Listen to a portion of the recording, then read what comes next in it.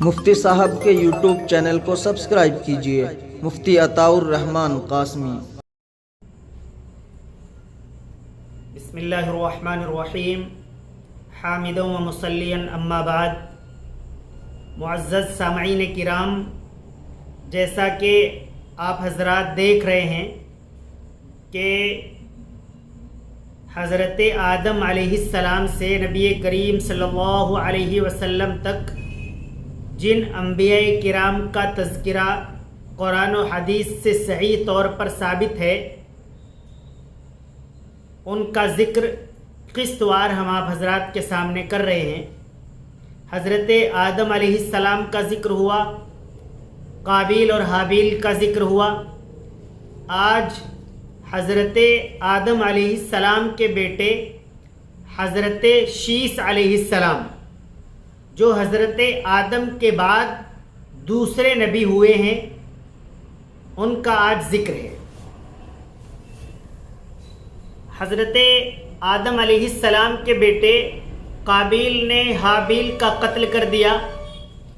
حابیل تو انتقال کر گئے اور قابیل چھوڑ کر چلے گئے، تو اب حضرت آدم علیہ السلام اور اماں حوا غمزدہ رہتے تھے، غمگین رہتے تھے، اور ہو بھی کیوں نہ دو جوان بیٹے جن کے ہاتھ سے نکل گئے ہوں، تو غم کی حالت میں رہتے تھے، اللہ تبارک و تعالی سے دعا کرتے تھے۔ حضرت آدم علیہ السلام نے اللہ سے دعا کی، اے اللہ مجھے ایک بیٹا ایسا عنایت فرما دیجئے جو میرے بعد دین کا کام کرے، اللہ کی بات اللہ کے بندوں تک پہنچانے کا کام کرے، جو دین کی ترویج و اشاعت اور صحیح چیزوں کو بیان کرنے کا کام کرے، اور اس طور پر صحیح طریقے پر وہ میرا نائب ہو۔ اللہ تبارک و تعالی نے آپ کو ایک بیٹا عنایت فرمایا۔ آپ نے حضرت آدم علیہ السلام نے اپنے بیٹے کا نام شیث رکھا۔ شیث کا مطلب یہی ہوتا ہے ہدیہ، تحفہ، گفٹ، گاڈ گفٹ۔ تو یہ اللہ تبارک و تعالیٰ کی طرف سے حضرت آدم نے اپنے لیے ایک تحفہ مانتے ہوئے شیث نام رکھا، اور حضرت شیث علیہ السلام کی پرورش شروع کر دی۔ حضرت شیث علیہ السلام بڑے ہوتے چلے گئے، اللہ تبارک و تعالیٰ نے فہم و فراست عنایت فرمائی، آپ کو سوجھ بوجھ عطا فرمائی، اور حضرت آدم علیہ السلام کے آپ ایک طور پر لاٹھی بننے کا کام آپ نے شروع کر دیا، اور آپ اپنے باپ کے لائق بیٹے بن گئے۔ اس کے بعد حضرت آدم علیہ السلام نے حضرت شیث علیہ السلام کو اپنا نائب، اپنا جانشین حضرت شیث علیہ السلام کو طے فرما دیا، اور آپ کو صبح سے شام تک، شام سے رات تک جو اس وقت کی عبادتیں ہوتی تھی، ان عبادتوں کا صحیح طریقہ اور ان عبادتوں کے صحیح اوقات حضرت شیث علیہ السلام کو سمجھا دیے۔ اور جب اخیر میں حضرت آدم علیہ السلام کا انتقال ہوا ہے، تو آپ اخیر میں 11 دن تک بیمار رہے ہیں۔ تو اسی درمیان حضرت شیث علیہ السلام کو اپنے پاس بلایا، اور اپنے جانشین ہونے کا، اپنا خلیفہ ہونے کا اور اپنا نائب ہونے کا ایک وصیت نامہ لکھ کر دیا۔ اس وصیت نامے میں کچھ چیزیں نوٹ فرما دی کہ اب ہمارے بعد آپ ہیں، اور ایک ساتھ ساتھ یہ بھی بات ارشاد فرمائی کہ اے شیث، یہ جو رقعہ ہے، یہ جو میں نے آپ کو وصیت نامہ بنا کر دیا ہے، آپ اس کو ذرا چھپا کر رکھنا، اپنے بھائی قابیل اور اس کی اولاد کو مت دکھا دینا، ایسا نہ ہو کہ وہ میرے بعد آپ سے اختلاف کرنے لگیں، آپ سے لڑنے لگیں، اور اس سے آپ کو کچھ نقصان پہنچے۔ اب حضرت آدم علیہ السلام اس دار فانی کو الوداع کہہ گئے۔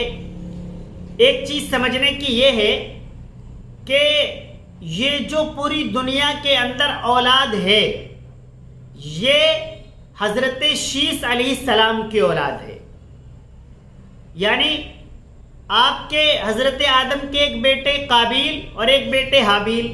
حابیل کا انتقال اس شکل میں ہو گیا کہ نہ آپ کی شادی ہوئی ہے نہ آپ کے بچے ہیں، تو قابیل کی اولاد چلی۔ اب اشکال یہ پیدا ہوتا ہے کہ تمام لوگوں میں کچھ لوگ قابیل کے اولاد ہوں گے، کچھ حضرت شیس کی اولاد ہوں گے، لیکن نہیں، حضرت شیس کی بھی اولاد ہے، حضرت قابیل کی بھی اولاد ہے، لیکن آج جو پوری دنیا موجود ہے، پوری دنیا کے جو انسان ہیں یہ تمام کے تمام حضرت شیس کی اولاد ہیں، قابیل کی اولاد میں سے کوئی بھی موجود نہیں ہے۔ اب سمجھنے کی بات ایک اور یہ ہے کہ پھر قابیل کی اولاد کہاں گئی؟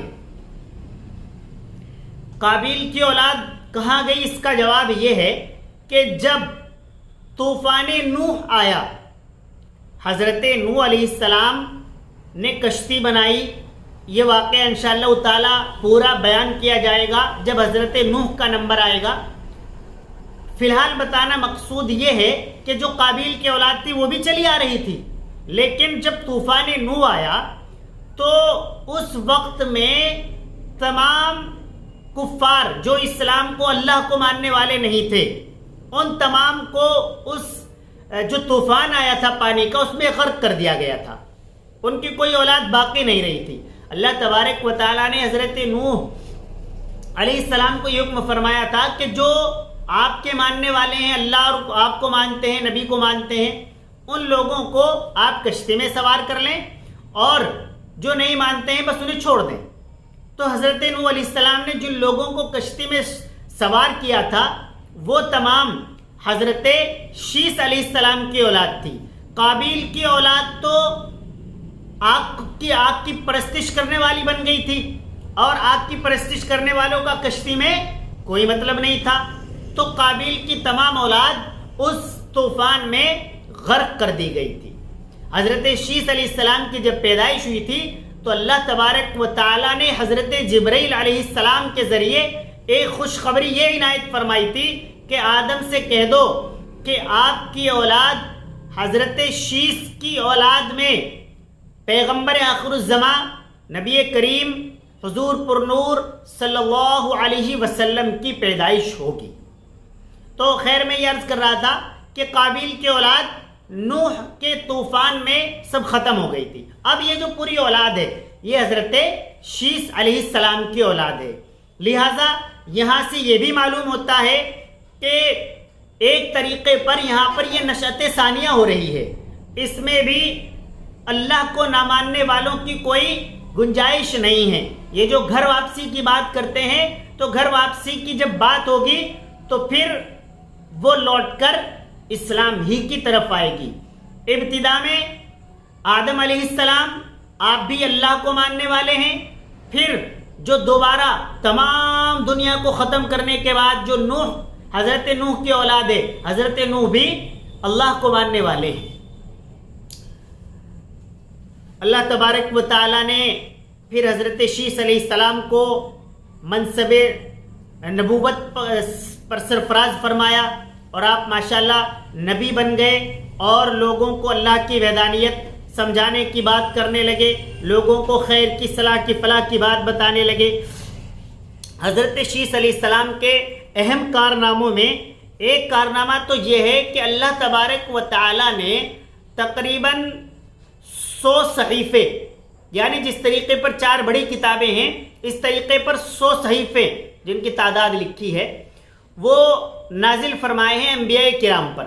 ان میں سے 50 صحائف حضرت آدم علیہ السلام اور حضرت شیس علیہ السلام پر نازل ہوئے، ان کو حضرت شیس علیہ السلام نے جمع کرنے کا کام کیا ہے۔